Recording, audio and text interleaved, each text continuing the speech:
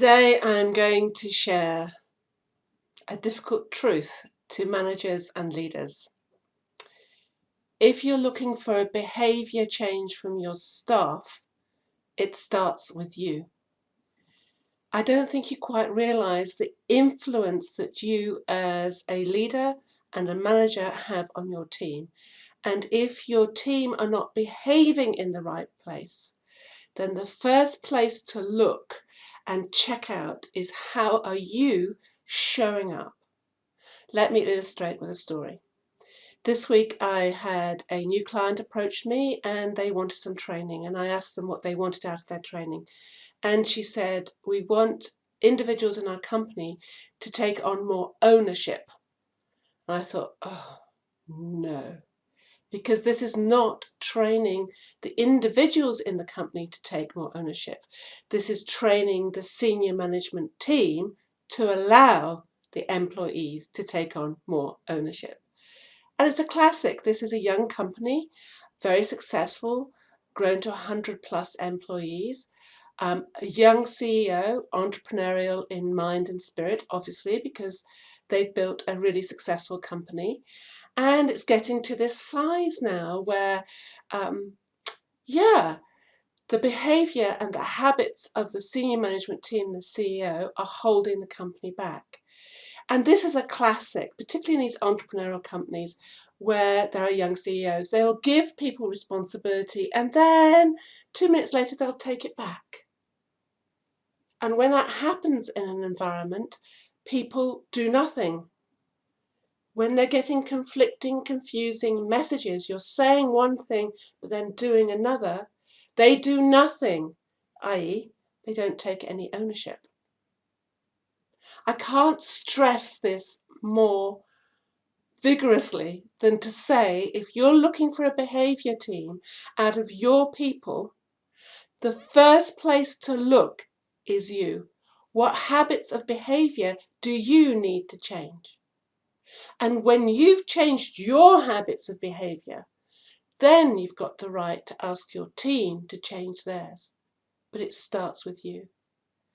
And the conversation with this new possible client, I said it's the SMT that needs to change, not the employees. And she became very thoughtful. And then it went on to, how do I persuade my SMT that they need training? And I'm thinking, oh no. What is it about top people, successful people, senior people, that makes them think that a problem has got nothing to do with them, it's got everything to do with the employees? I don't need training, they need training.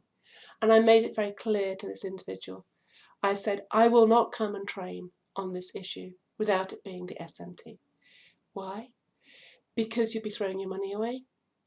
I will have the embarrassment of standing in front of a group of employees who will be saying to me, Sue, I get it, but actually it's not going to make any difference around here because they give with one hand and they take away with another. It will be demoralising for the employees because it will highlight the lack of openness and the lack of behaviour, poor behaviour from SMT. No, and you as a business will be throwing your money away to get a negative return. No, I'm not willing to do it. If the SMT are willing to come up and be trained, yeah, perfectly willing to. And the SMT just need to learn how hard it can be to change our habitual habits.